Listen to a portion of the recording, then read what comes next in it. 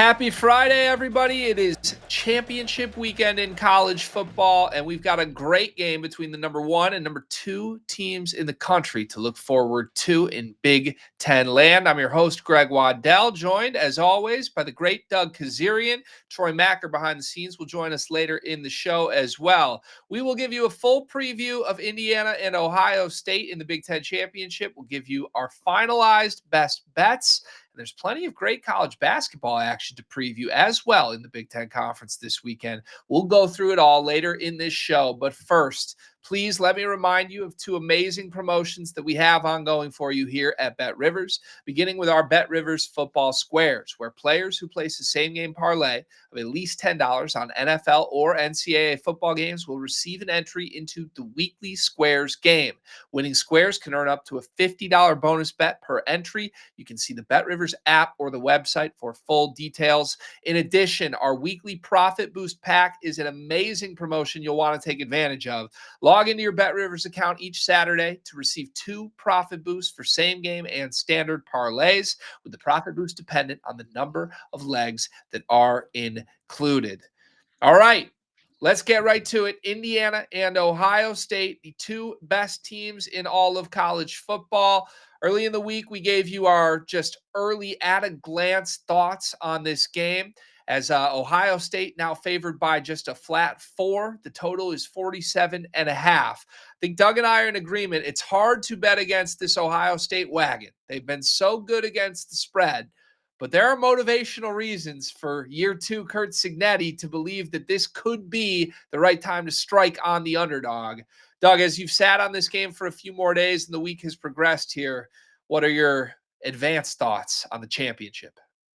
Yeah, it's more the same, right? So it's crazy. You rarely have a team that's undefeated, number 1 ranked team, and so good against the spread, depending on, 10-1-1, just remarkable run, especially when they looked so good even the previous week. Yet the steam keeps coming pouring in on the Hoosiers. And I think it's all about sort of playing amateur psychologist, the motivation, right? We know that Ohio State circled the Michigan game. We know they want to defend their national championship.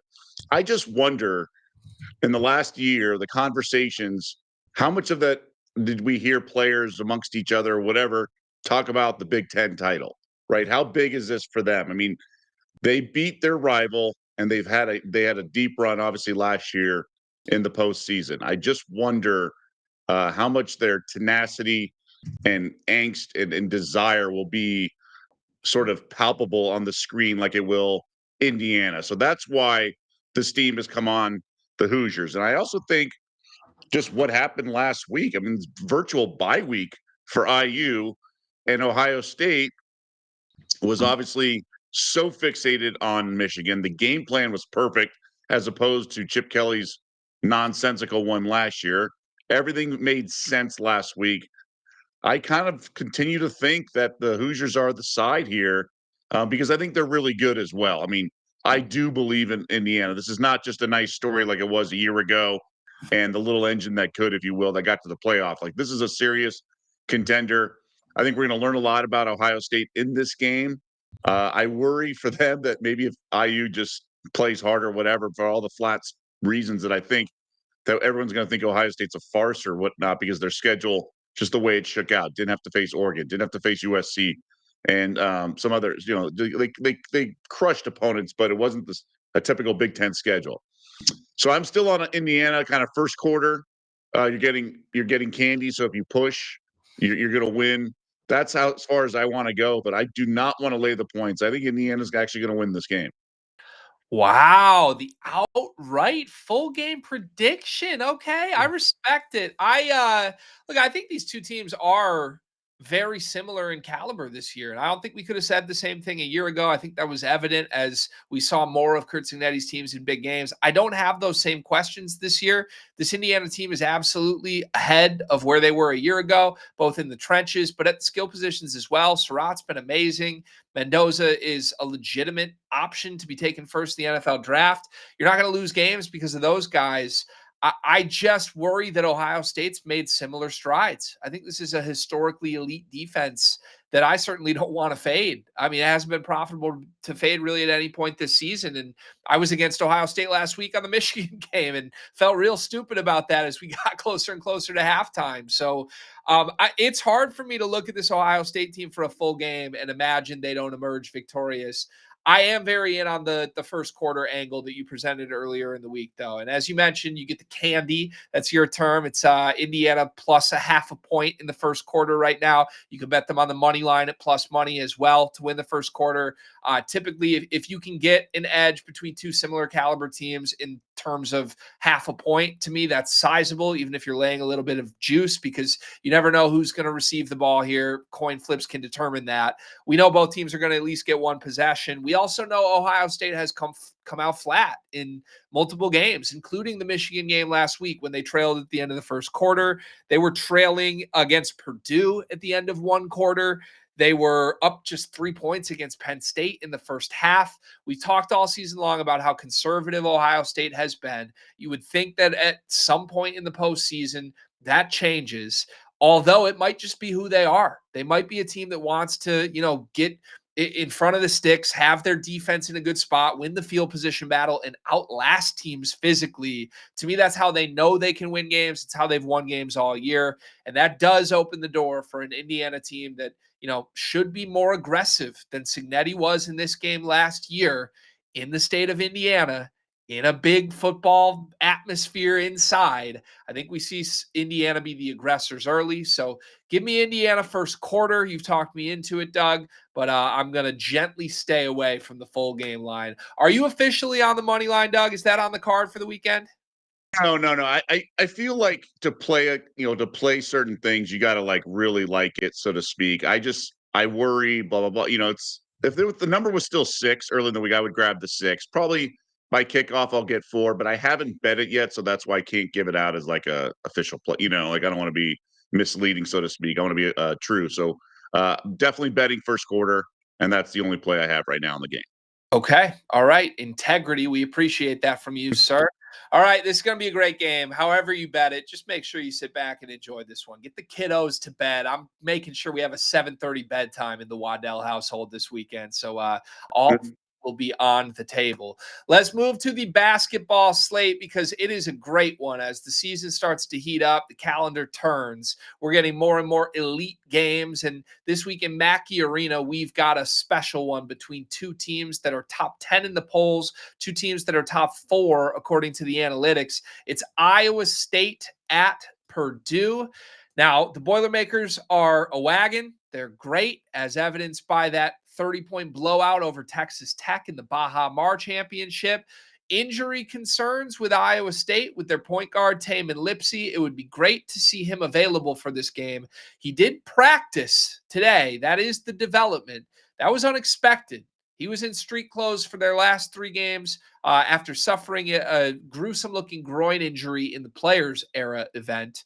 Either way, they've got answers. They've got Joshua Jefferson in the front court. Milan Momcilovic has been amazing, but with the injury concerns with Lipsey, this is a tough one to handicap for me. Purdue by 5.5. The total's 155.5. What do you like here, Doug?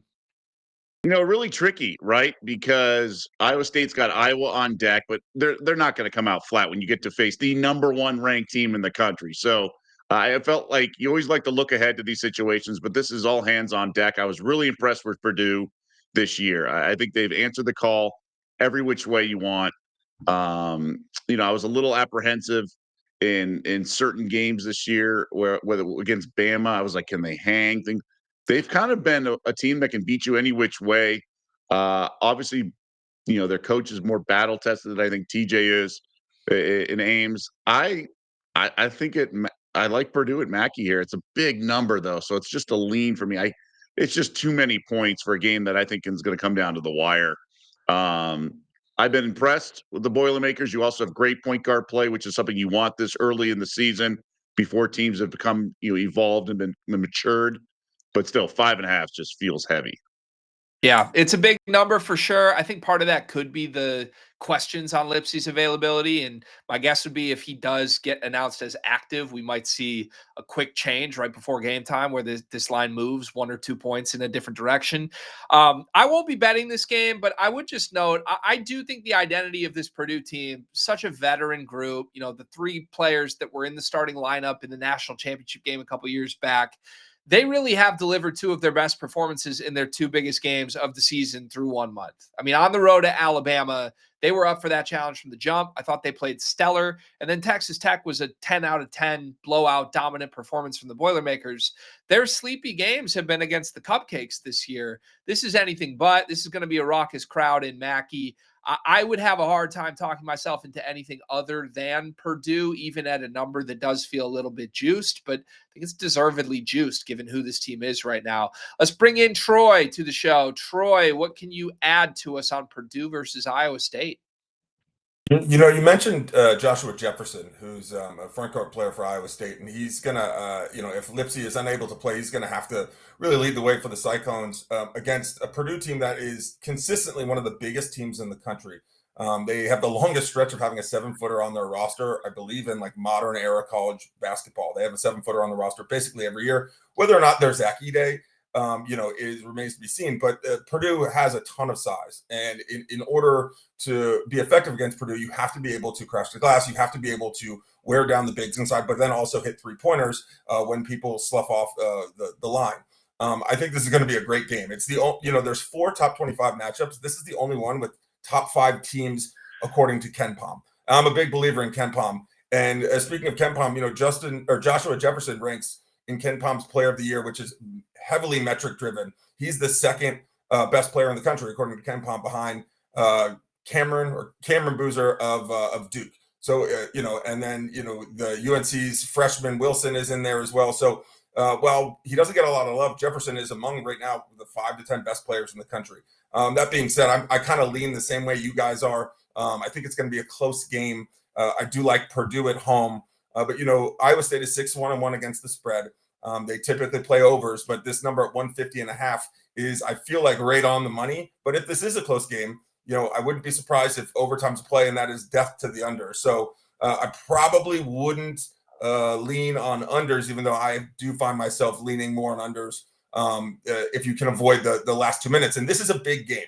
This is a marquee game. So those last 2 minutes could really be stretched out like an NCAA tournament game, which we've seen in the past couple weeks with big matchups between Arizona, Michigan, BYU, Illinois, and Alabama. That the Illinois-Alabama last 2 minutes took 35 minutes, and they nearly hit the over, a monstrous over in that game. So I do think the over might be the play, just because I think there's a lot of shot makers in this game. But the defense should be really good, and this is going to be a high-quality basketball game. Another basketball game you could envision seeing in the Elite Eight or Final Four.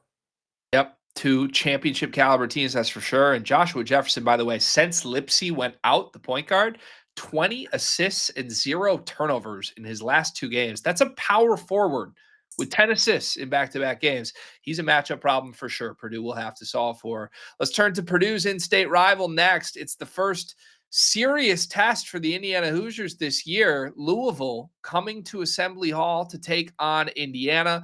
Louisville, actually, excuse me, this is not an Assembly Hall. This is at Gainbridge Fieldhouse, so a pseudo home game for Indiana, excuse me. But Louisville favored by 3.5. Total here is 159.5. Indiana coming off of the loss on the road at the Barn to Minnesota earlier this week. Louisville also coming off a loss at Arkansas. Back against the wall spot for both teams. What do you like, Doug? Pretty big weekend for IU, right? In Circle City.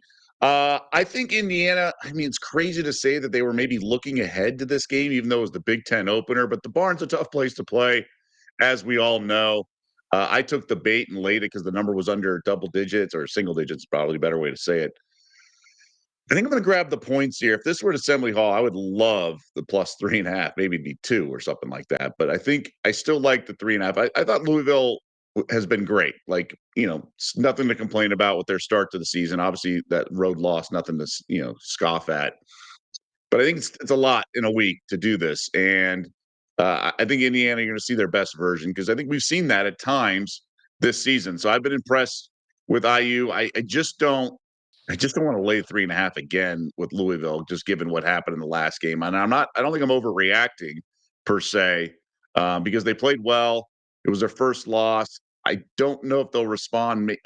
Sometimes teams respond. Sometimes it's a little bit of a hangover. Like you kind of get two losses in one. I think IU responds here to their first loss. I think getting the extra points here, I think that's the only side I could play. If it was at Assembly Hall, I think I would agree with you. I think this could be a good spot, potentially even for a money line underdog victory for Indiana. However, given this should be a little more neutral, I mean, Louisville is not far from Indianapolis either. You would expect there to be Yeah. fans from both of these teams here.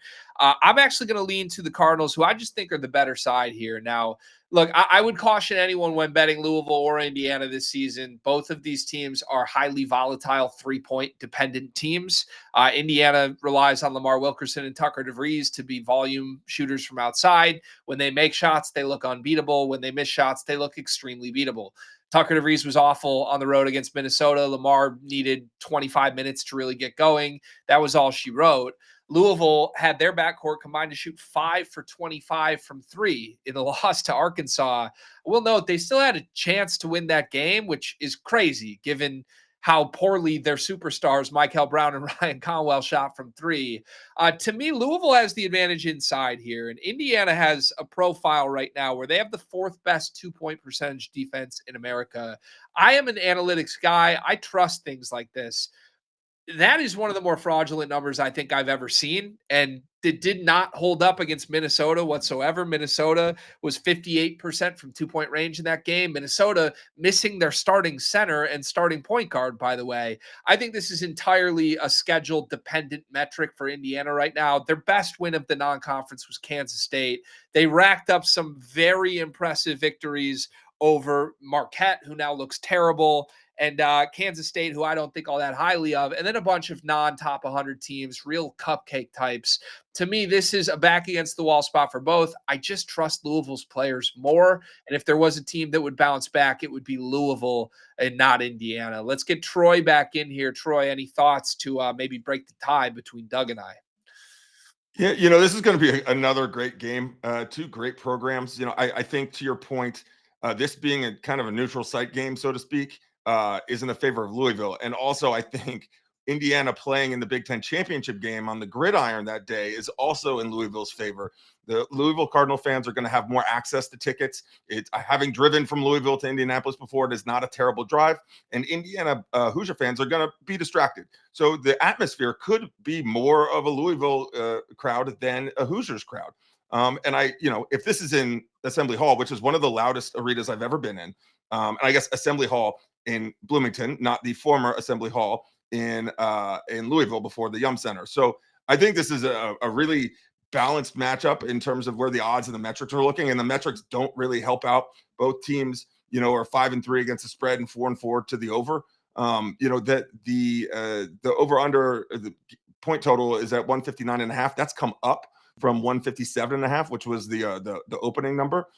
So there is something there to that with that's another 3-pointer. And as you mentioned, teams can be kind of ice cold in spurts from 3-pointers. This is of all the 4 games, this is the one I probably have the least strength in handicapping or predicting because what happened in the last game for each of them. Now the barn, impossible place to play. Minnesota does that to a ranked team in the first few games of the Big Ten conference play every year. And going to Bud Walton Arena to play John Calipari's Arkansas team, also not a fun endeavor. But I think I'm going to go with Doug simply because 2 ranked road games in the same week is a lot. It's a lot, and Indiana is only going down the road. So I think this number is right, and I'm going to be really intrigued to see how it plays out because I think this could be a very fun game up and down with a lot of shots and a lot of dunks. Yep. Entertainment scale should be very high in Louisville, Indiana. Hopefully both teams can make shots and deliver on that. Let's move next to the Breslin Center where this morning on a Friday morning, they just announced $400 million worth of donations to the Michigan State Athletic Department. Maybe a turnaround for the Spartan fans that have been waiting for Tom Izzo to spend some money. Well, you don't have to wait for a big opponent to come to the Breslin anymore. Duke, a true road game at Michigan State here. Credit to John Shire for scheduling this game. Michigan State -1.5. The total is 139.5 as we sit here today, roughly 24 hours before this tip. Doug, what do you like? I feel like they should wheel out Coach K in like Hannibal Lecter style or something, just to praise this matchup that we're getting on an actual home court, because we've seen these teams meet up in March so often. I'm fired up for this. I keep coming back to just how battle tested Sparty is, and really should have seen a little bit of a flat spot coming with Duke in the last game, because the Blue Devils had also kind of pulled away late in the previous covers when they had big numbers that they were laying. So it made too much sense that finally they would get bit, especially with Sparty on deck. So now here we are. I mean, look, Ken Palm has this one. This is a really tough handicap. Duke, by the way, thanks to Troy, 8 of their 9 games have gone under the total. So that's tempting, just because there's going to be a learning curve here. I think Shire's an excellent coach, and hats off to Coach K for just handpicking him. I think he's been the right guy, and I don't think anybody can really question that. We'll see. Maybe these young guys with Boozer sort of grow up at the Breslin Center, but Michigan State's handled their business. They waxed Iowa, obviously. No look ahead flat spot at all. I think Sparty's the play here, but by no means is it a big play. But I think Michigan State, I said this early in the season, I was skeptical with how they played, just because they're a team that typically peaks end of season, but they've been ready out of the gates. And I think they're going to be certainly ready for this game. Yeah, it's hard not to marvel at what Tom Izzo has done in the last year and a half. I mean, last year, kind of rising up the Big Ten rankings. Nobody saw that team coming. Jace Richardson emerged, and then Jace Richardson goes pro. You think, oh, the magic's gone. No, not at all. This core of Jeremy Fears, Cohen Carr, Jackson Kohler, Carson Cooper are really the bones of this entire operation. I would have to, I don't know, I'd need to have some substances in me, I think, to take Duke here. Not that I feel strongly Michigan State's going to win this game. I just don't know how you could feel confident backing a team of freshmen on the road at the Breslin Center against a team as tough as Michigan State. I am going to look to the under here, and you mentioned it. Both these teams have trended aggressively to the under this year. Duke, 8 of 9 games have gone under. Michigan State, 6 of 8 games have gone under. Thank you, Troy. I'm sure he'll have more on that when we go to him in just a moment. But the thing that jumps out to me here, Duke is elite around the rim. We know that with Boozer and Pat Nagong, but down low, it's one of the best front lines in America. They just had great success against Florida, who was, kind of touted as the best front court in America. They made light work of them for the first half of that game. Michigan State, you can still question the perimeter shooting. This is a team that needs to get it done at the rim. I don't know how much success they'll have in the half court against Duke's bigs. On the flip side, Duke has guard play concerns. Jeremy Fears is probably the biggest pest in America. I could see him causing all sorts of problems for Caleb Foster. I don't think Boozer, as a freshman, as good as he is just going to go stomp around the veterans in the Michigan State front court. And most importantly here, both these teams play pretty slow. I mean, Michigan State has a reputation of a team that really likes to get out and run. Their average half-court possession length offensively is 254th in America this season. That's not very good. Duke likes to get out and run, but I'll note this, defensively, Duke causes teams to play a bottom 3 possession length. They force teams to play the full 30 seconds of the shot clock. Their transition defense is elite. So to me, if you think Duke can continue that, if they can take away Michigan State's transition offense, this could be a rock fight. And if I'm Tom Izzo and Jeremy Fears, I love a rock fight. That's where we usually win our games. So I lean Michigan State, and I love the under. The under will be an official play for me here. Back to Troy here for some more notes. Yeah, like you needed another one on this. Under. You stole a whole bunch of my stats, especially about possessions, defensive possession time, and what that means. And I think, with Duke being a pretty decent 3-point shooting team, if Duke can do what they did to Florida, now granted, it's entirely different because Florida's playing at Cameron, and now Duke is going on the road to the Breslin Center, so they're going to be kind of having to deal with the elements of the crowd. But if Duke can get out to a fast start, Michigan State, not a great 3-point shooting team and not a great 3-point defensive team. So if Duke can get out to a fast start, they're going to force Michigan State to have to keep up. Similar to how you beat Virginia back when Virginia was one of the best teams in the country.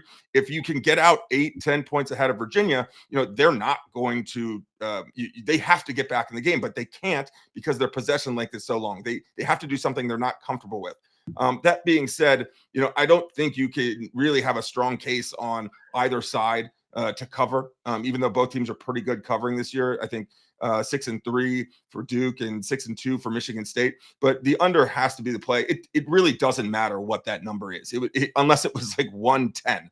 If it was in the 129, I'd still probably take the under, just because I think it is going to be a very slow game. It is going to be a rock fight. While Duke's freshmen and young guys are very good, Cooper Flagg struggled in key spots last year. Whether it was the turnover in the Champions Classic, that meltdown against Houston in the Final Four. And Cameron Boozer is an exceptional player. He does everything you want, but I don't know how high his ceiling is in terms of is he an elite takeover player when the game's on the line as a freshman? I think he's an elite do everything player, but this game's going to come down to one possession. And who do you trust on Duke? I trust Michigan State to get a stop. I trust Breslin to be super loud. And I trust that the game is going to end maybe without a bucket. So, leaning towards the under. I think it's going to be a great game. Of all the great games, this is going to be the best one, I think. Even if it's not the most entertaining or palatable, it's Duke on a road site against a top 5 team. I think Michigan State's right now one of the 3 best teams in the country.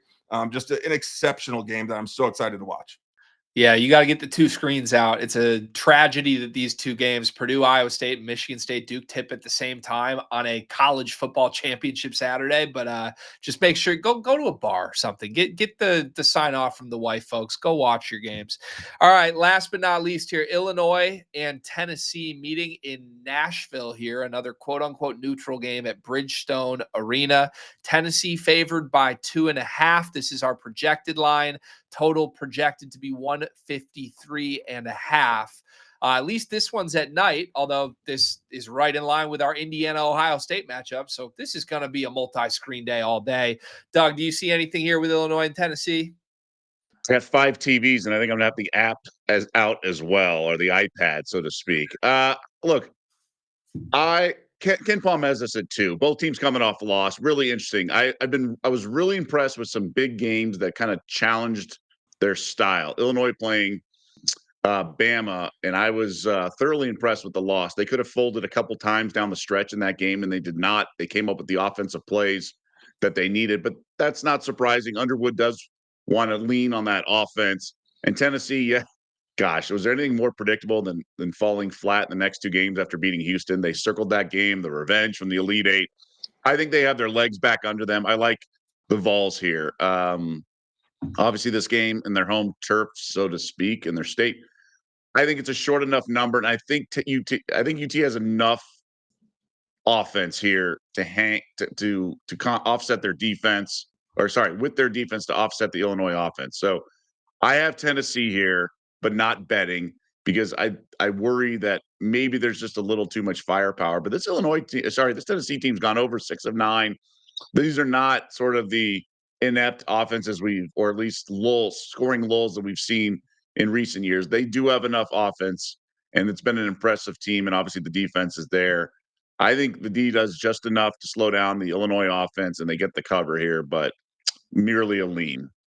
Yeah, so much of the Brad Underwood era at Illinois has been about him kind of learning his team's identities on the fly and adapting midseason, changing the way they want to play. Illinois, no doubt, has the firepower, I think, to win a national championship. This is one of the biggest, most skilled teams in America. They're also a little soft right now. And Brad Underwood said as much. And the last type of team I would want to see when I have toughness questions with my program would be Tennessee, let alone Tennessee off of back-to-back losses. I think you've got to lean to the Vols here. I think you look at a couple things matchup-wise. For me, Tennessee has 2 superstars, Jacoby Gillespie and Nate Ament. It's the same Rick Barnes system for the last 5 years, where they've got an elite defense mixed with, one primary option that needs to get 30 points. This year, they've got 2 of those guys. And you look at Jacoby Gillespie. Last season, he was at Maryland. He played Illinois twice. Maryland won both those games by 22 or more points. Gillespie was brilliant, and it wasn't just scoring. He had 8 assists to 1 turnover, 9 assists to 1 turnover in those games, largely with Kylan Boswell as his primary matchup.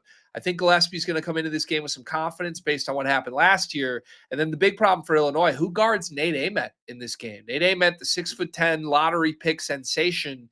He's had amazing games. He's had bad games. When Tennessee's been at their best, he's been unstoppable. And I look at the Illinois spot in that front court.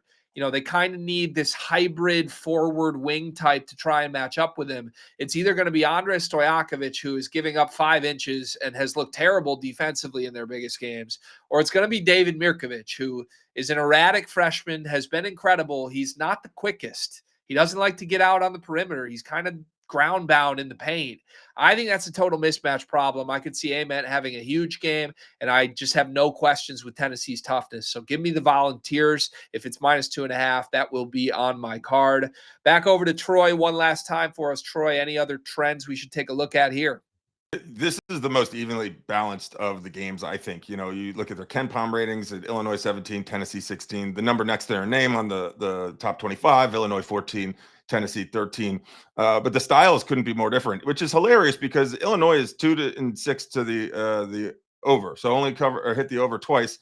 Tennessee's hit the over 6 times out of 9 games, which it should be the opposite. To your point, Tennessee has been a rock fight team for the last 5 years, and Illinois likes to get up and down. But I do like the under in this, at 152.5, I think. I've seen it at 150.5. But if it's climbing up from 150.5, I think the under is the play because, to your point, which you nailed, Illinois is a soft team. Stojakovic's a great shooter, but he does not like to get punched in the mouth.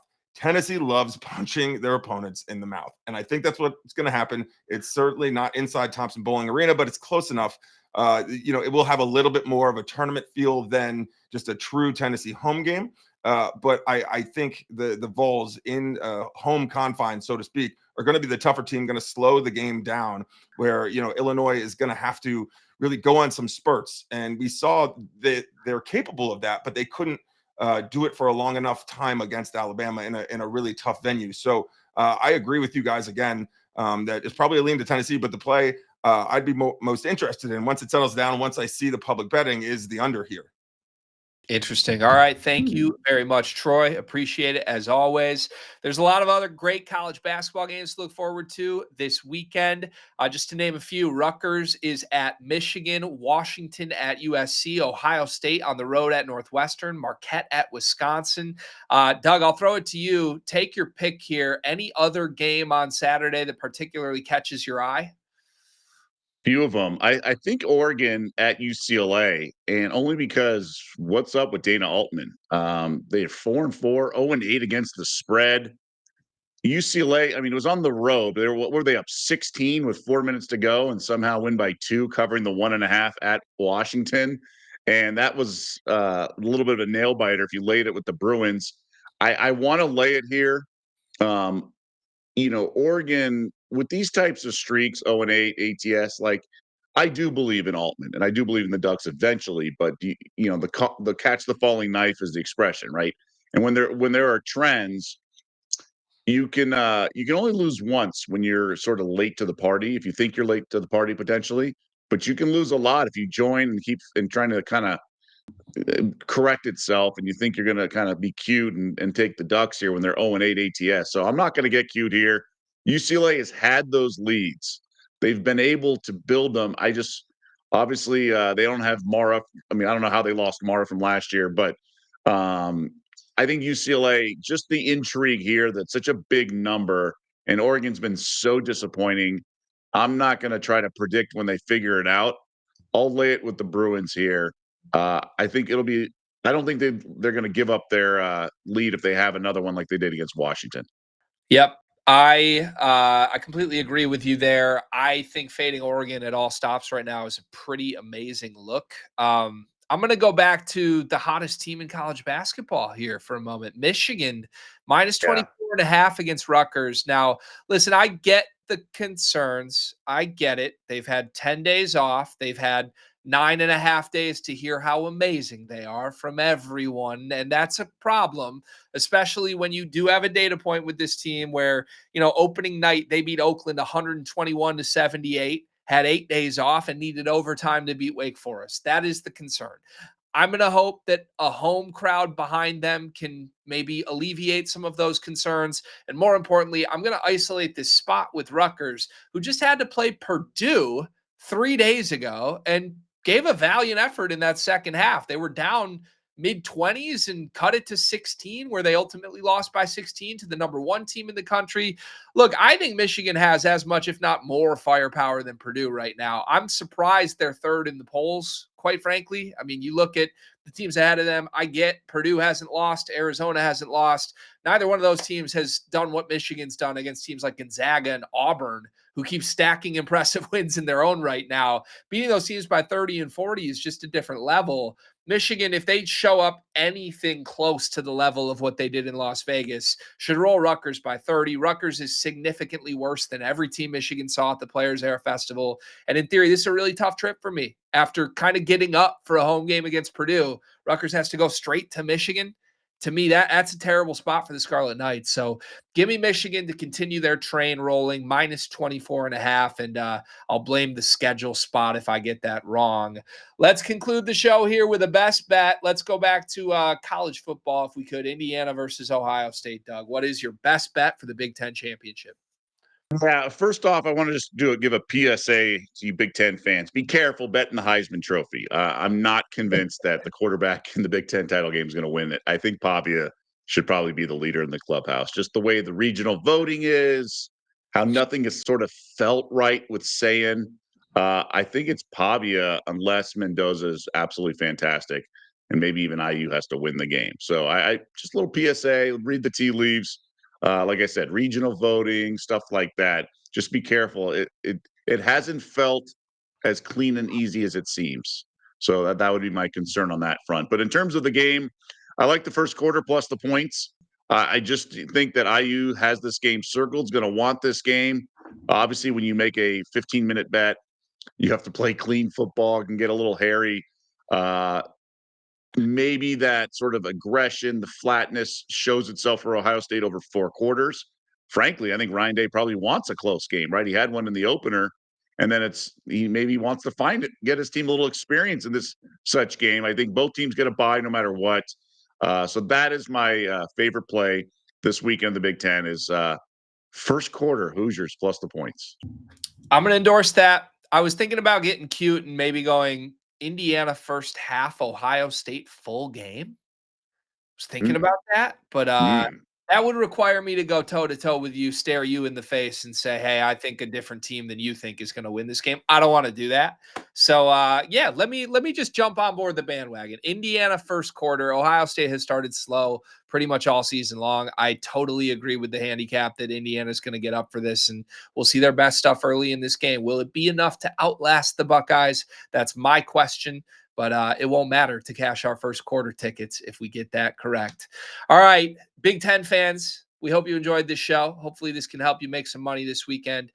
Thank you so much for watching this show all year long. It is a great sports weekend to look forward to. For Doug, for Troy, for our entire team behind the scenes, we wish you good luck this weekend, and we will be back again next week with more on the 10 here at the Bet Rivers Sports Network.